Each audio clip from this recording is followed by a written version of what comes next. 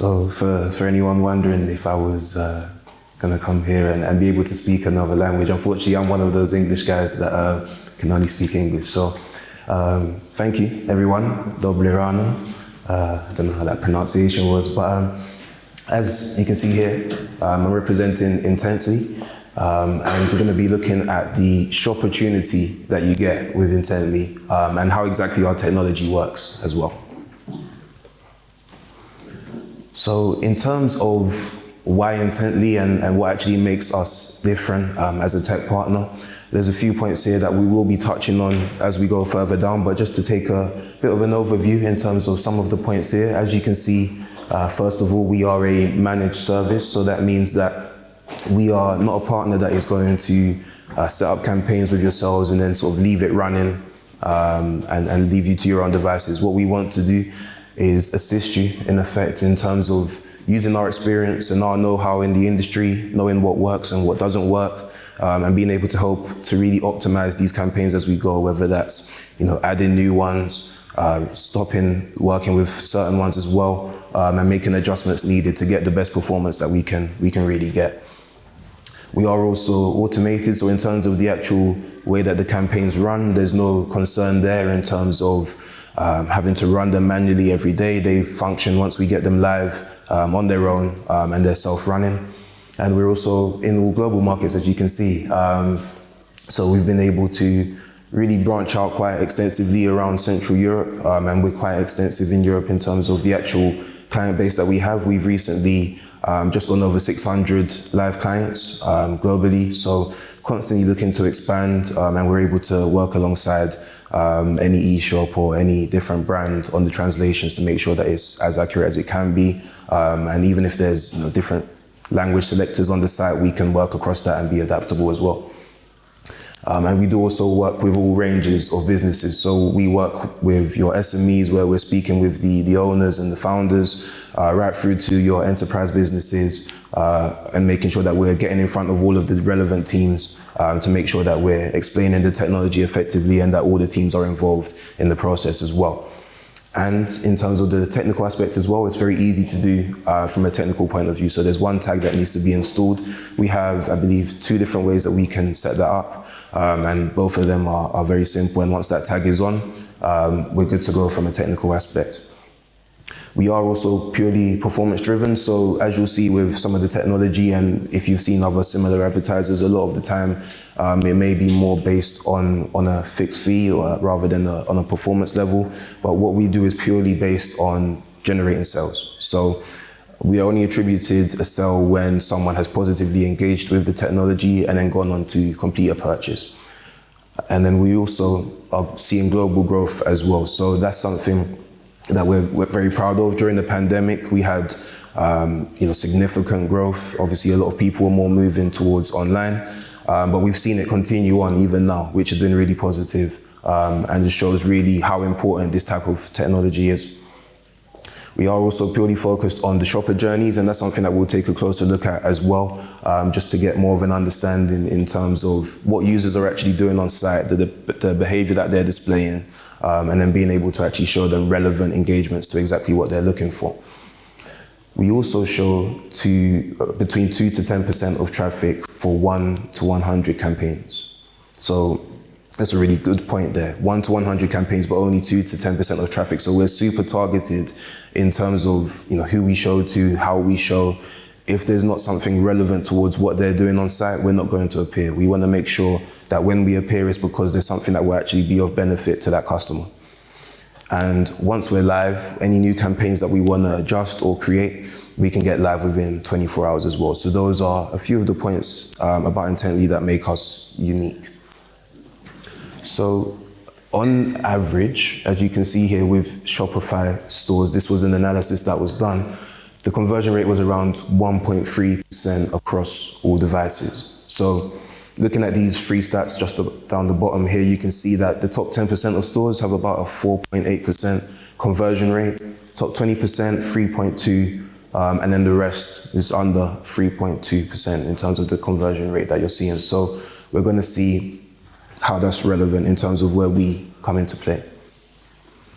So we have these 4 rings here. So The first ring there, as it says, is representative of all of the website traffic that a brand may have, whether that is natural traffic that comes through organically, or any paid traffic sources as well that you may have, SEO, PPC, things like that. The second ring there then shows the actual amount of traffic that's converting, so the actual results of the work that you're doing at the moment. And you can see from the slide before some of the averages that you see online. What we're looking to go after is that unconverting traffic that you can see in that third ring there. So if we work off an average of, let's say, 96% in terms of the average amount of users that are leaving site without having that desired outcome and making a purchase, that's the percentage that we're going after. That smaller percentage, that 3 to 4% of users that are going on site and are having that desired outcome, we're not going to show to them because ultimately we don't need to. Our technology is not needed there. We're going to show to users that at the moment are not doing exactly what you would want them to do. So that's where we come into play again, where it's really important that we mention that we're showing to around 2 to 10% of traffic. We don't want to be an intrusive experience for the user. We only want to show when we're needed. So you can see here some of the parts where we can really help and come into play. So at the beginning, early funnel users that have joined and they're on the home page of a website or maybe on one of the category pages, we can redirect them to from there. Looking at the mid-funnel, someone maybe is in a subcategory, so example, so if we're talking about a clothing site, they may be on shoes for men. We can redirect them specifically towards a product page that is relevant towards exactly what they're looking for based on the behavior that they're displaying. And then if we're looking at the end of the funnel as well, we have users that will be in the basket, at the payment stage, or at the confirmation page, and are still looking towards leaving. What we can do when they display that exit intent, we call it, is show them engagements that will get them just to complete that purchase at the end by giving them a little nudge using messaging that we've looked at and studied through marketing psychology and getting an understanding of exactly what gets users' attention. So you can see here some of the different metrics that we work based off of, and there's a number of them. We wouldn't be able to go through all of them individually just because there's so many, and we're constantly adding towards what we're looking to focus on. But you can see that really we're able to adjust towards exactly what a user is looking to address, whether that's excess stock. If you've got a lot of one product, we can create campaigns specifically to address that. If you want to be product specific and push a specific product, maybe one that you have new in, we can help with that, as well as things like new customer acquisition. If you have a high bounce rate from the home page or a page like that, we can also create campaigns specifically to address that as well. Of course, conversion rate is a key focus of what we do as well. So in terms of the actual process that we have when it comes to actually partnering and working with us, we have a few things that we look to do beforehand. So it mentions in the title there, revenue forecasting. So what we're able to do is build out realistic expectations ahead of time of exactly what we can do and the type of return that you'll see. And from an integration perspective as well, we can make sure that you have everything that you need. So whether it's ISO compliance and content security policies, we have access to all of this. So from a security point of view, we're very secure in that aspect, as well as being able to give you our shopper insights. So from brands that are maybe similar to the ones that you work at, we can also look at some benchmarking, looking at exactly how well these campaigns should be performing and will perform for you based on our experience as well. We then also do our testing and we create the mock-ups for the campaigns. So we have a whole design team that takes care of that and makes sure that it looks like something that has come from that brand rather than from a third party. And then after that stage, we're ready to go live. So in terms of how we actually trigger, there's a lot of different points here, but again, just really highlighting the point that we're able to trigger on a lot of different aspects. So we can look at users that are logged in versus not logged in, and show them relevant campaigns depending on which one, which of course can help with new customer acquisition or also repeat purchases as well. We can look at the number of page views that a user has had. If they're scrolling quickly through the page, especially on mobile, that can be a very good and effective trigger. And there's a lot of different points that, as you can see here, in terms of what we can do. So what we want to do really is make sure that the triggers are something that a brand is comfortable with, that they're happy with, and that works for them, whether it's clicking on the URL bar heading towards the X on the tab to trigger the campaigns. We can set them up in a multitude of different ways.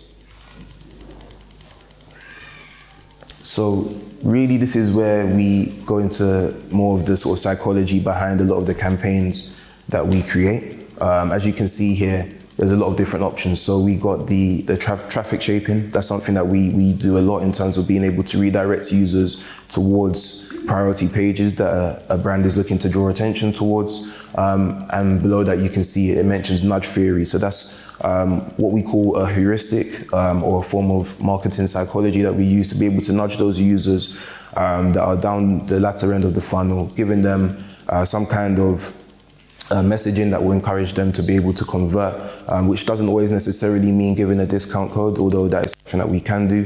What we want to do is find other ways creatively to be able to get their attention and to get them to convert. We have a multitude of other points there. So you see with refer a friend, for example, that is linked to loss aversion. So really playing on what users are doing on site and not wanting them to miss out on a product, or them not wanting to miss out on a product. For example, if you have a countdown timer on the website for free shipping and they've got an hour left to be able to do that, that triggers something with users for them to be able to see, okay, I want to get that before it goes or before I can get the free delivery as well. So we've all probably been in that situation, not just in online shopping, but in life itself as well. And yeah, we want to be able to use that to your advantage as well.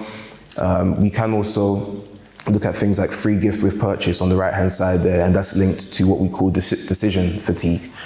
So for example, users that have been on a site and they're taking their time to be able to make a decision as far as what they want to actually buy, or if they want to buy that product, we can create campaigns such as giving them a free gift with the purchase, depending on what you'd want to do, and that can help make the decision for them. So these are the types of behaviors that we can play on, as well as price anchoring, looking at hyperbolic discounting as well on exit intent. So what we want to do really is use all of these things to our advantage to build campaigns that are as effective as they can be, and playing on the needs really of what a customer wants. So you can see there again in terms of what we can do. So it mentions blacklisting there. So if there's any traffic sources, for example, that you didn't want intent leads technology to appear on, we can also make sure that that happens. If there's maybe a paid traffic source that you wouldn't want us to appear on, for example, and as a standard, we don't appear on other affiliate traffic. So that means that any other partner that is driving traffic towards a brand's website, we're not going to show our technology there. So it avoids a situation where two affiliates, ourselves and someone else, would be attributed for one sale as well. We can also do A/B testing for different campaigns to get an understanding of what would be the most effective way to do these campaigns. And we also have native messaging. So as mentioned before, we want it to be something that looks like it's come from yourselves. We don't want it to look like we've created it ourselves as well. So that's everything from the messaging, so the tone of what we're saying, as well as the actual look, the colors, shapes of the campaigns as well. So here we see more of a focus in terms of the traffic shaping. So you can see some of the campaigns that we have available here. So you've got the likes of Feel Unique, Quick Fit, which is a large mechanics retailer in the UK, as well as the likes of Currys as well. So you can see here what we're really looking to do is get users to find products that are within what they're looking for, in terms of obviously shaping them towards relevant products. So as you can see here for the examples on the left here with Feel Unique and Quick Fit, we've got what we call a budget selector. So what they're able to do is then go and redirect to pages that are specifically within the range that they're looking for, as far as pricing and what they're looking to spend in that session as well. So just helping to show them things that are going to be of benefit to them, as you can see also with Currys as well, showing them the internet speed that they're looking for and that they have the price range for, and being able to redirect them towards products that actually fit within that as well. What we can also do is help build campaigns that solve issues around stock as well. So we have a number of different advertisers that have had a few issues with a high point of exit for users that have been able to go to the point where they're even looking at a product and considering adding it to their basket, but unfortunately the product is out of stock. Now, of course, naturally that will be a big drive off of a website for a user. Now, we can create campaigns specifically to address this so that users are able to be redirected towards a product page that is also relevant for them and shows similar products to what they're looking for. And of course, that has been able to really help in terms of the conversion that we're seeing on a lot of different websites as well. So looking at another option that we do also have for anyone that has any in-store facilities as well, what we can do is move it offline and make sure that we're still getting that in terms of being able to encourage users to get that purchase and collect it in store. So as you can see here with the example in the middle, there's the option to be able to collect from their local store at no charge as well. And of course, that's helping them to increase the conversion rather than them seeing that it's not available online, it's out of stock online, and then leaving the website to go somewhere else. This is a way of being able to still keep those users engaged. So this is going back to something that I mentioned briefly before in terms of nudge theory. So what we're able to do for brands that have multiple steps throughout their site in terms of getting them to, whether it's complete a form or to complete a purchase, what we can do is target users at different points in the journey. So what we can do, as you can see in the middle there, is let them know, hey, you're only a couple of clicks away from enjoying that product there that they have. We can also do it based on sort of average length of time that it takes to complete that form. So if you know, for example, it takes about 2 minutes from this stage onwards to get from here to the checkout and completing that payment, we can say, you're only a few seconds away, or you're only 30 seconds away from completing that order. And it just gives users more of an incentive to keep going. Of course, they've already expressed a high level of interest in that product, in that they've gone as far as getting to this point. So what we want to do is get them over the line, in effect. So social proof is another really effective tool that we can make use of. So for any of the e-shops here and any of the brands, you will know how effective it is to be able to have real customer reviews and being able to show users that something is a popular product, in effect. And that's one of the most effective ways of being able to get a user's attention. So you can see there, for example, with the popular example on the bottom left, that 17 people have added this to their basket in the last 48 hours. So it's just reinforcing what that user is already thinking, this is a good product. And this is really confirming that for them. In fact, other users are actually on site and looking at the same thing as well. It's also showing, with the other example, getting them to complete that purchase, whether we look at the behavior of, let's say, the decision fatigue that we mentioned previously. They may be taking their time to make a decision on when they want to buy this product. If they let them know that users have bought this in the last 48 hours, then it gives them that encouragement to be able to go on and complete that as well before it goes out of stock.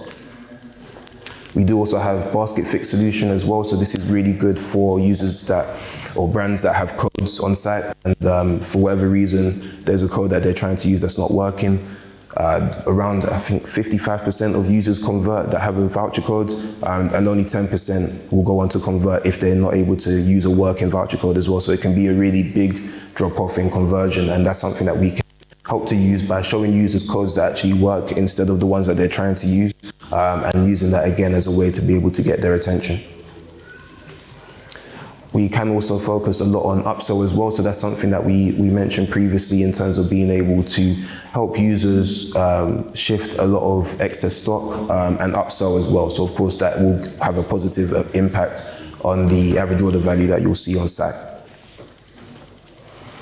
We can also focus a lot on new and existing customers and creating campaigns specifically for them, whether it's 25% off a first order, or being able to welcome a user back with free shipping for making a purchase previously. Through our technology, we can track that and make sure that we're actually showing them something that is relevant to them, rather than showing the same campaign regardless of whether they're on the site for the 10th time or on it for the first time. What we want to do is reward those users if that's something that the brand is looking to put focus into.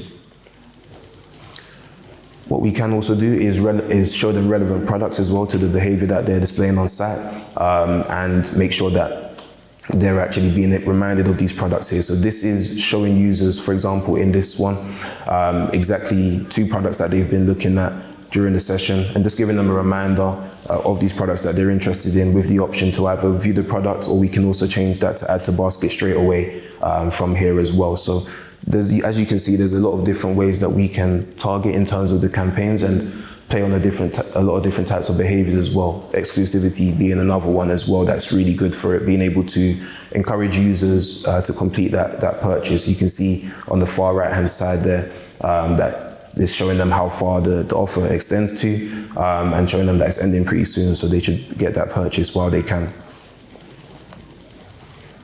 We do also have our email solution as well. So this is really good for advertisers that are looking to expand their database in effect. So of course, with a lot of different solutions, I'm sure a lot of the e-shops here will have email solutions already, but this is really good for capturing users that don't have any don't have these users already. So what we can do is, when the user is looking to exit, is show them an engagement that would encourage them to enter their email address, and they will then be able to receive the contents of their basket in the list for them to be able to return, and that basket will repopulate for them to complete that later on, because we've all been in that situation where we've added products, but for whatever reason, we're not looking to complete that purchase straight away. So this helps to get those users' attention beyond the users that you just have signed up in your newsletters.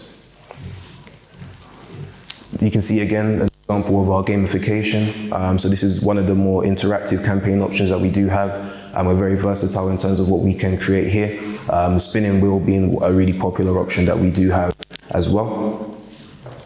And then we also have our coupon analytics platform. So this is really good for being able to really define your discount strategy in terms of what you want to do there, whether you want to test two different percentages against one another, let's say 5% versus 10%, and see if there's much of a difference in terms of the conversion. This is really good for being able to monitor that and making sure that your partners are actually using valid codes that work and are in date as well, because that can be one of the biggest drivers, as we said, off of a website if they're not able to redeem a discount that maybe one of your affiliates has been pushing. So thank you very much for listening, and I look forward to speaking to you after.